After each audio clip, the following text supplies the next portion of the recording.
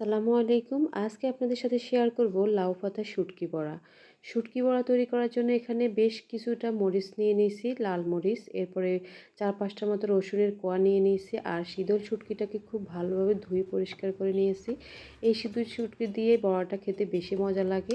তো সব কিছু একসাথে ব্লেন্ড করে নেওয়া হয়ে গেছে।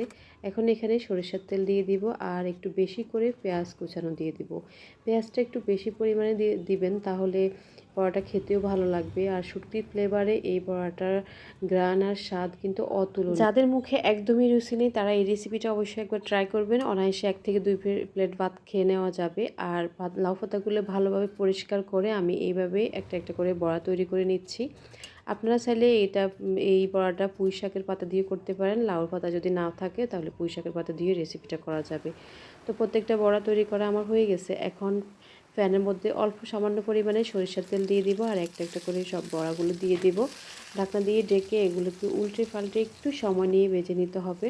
আর চাইলে আপনারা এখানে কিছুটা পানি দিতে পারেন। পানি দিলে ভিতর থেকে এই বড়াগুলো ভালোভাবে সিদ্ধ হবে। আর খুব কম আঁচে এই রান্নাটা তৈরি করে নিতে হবে, রান্নাটা শেষ করতে হবে। তো একটু বারবারে উল্টে পাল্টে দিয়ে দিতে হবে, তবে যেন ফোড়া লেগে না যায় সেটাও খেয়াল রাখতে হবে। তো রেসিপিটা যদি ভালো লাগে লাইক, কমেন্ট এবং শেয়ার করে দিবেন।